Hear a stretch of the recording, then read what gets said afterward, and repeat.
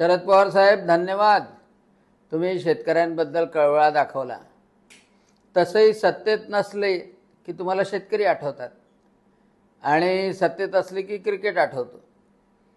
सत्तेत होता तेव्हा मावळमध्ये गोळीबार केला, सत्तेत होता तेव्हा 50,000 रुपये तुम्ही काटोलमध्ये म्हटलं होतं की शेतकऱ्यांना नुकसान भरपाई देऊ। सत्तेत आले की विसरता।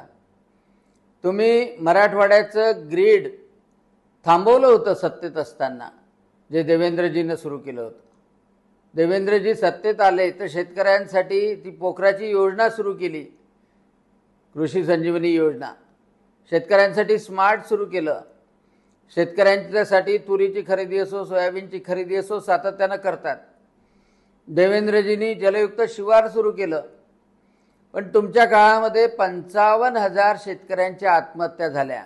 त्याच्यासाठी उपाययोजना नाही केली तुम्ही, आणि त्याच्यामुळे पुतना मावशीचं प्रेम किंवा मगरीच्या डोळ्यातले अश्रू काय म्हणावं तुमच्या कळवळ्याला।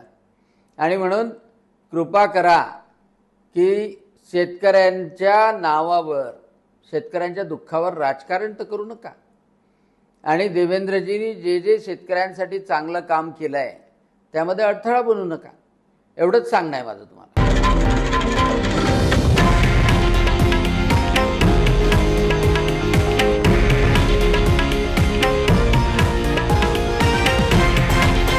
हे आहे देशातील नंबर 1 न्यूज नेटवर्क आणि आपण पाहत आहात TV9 मराठी, एकमेव।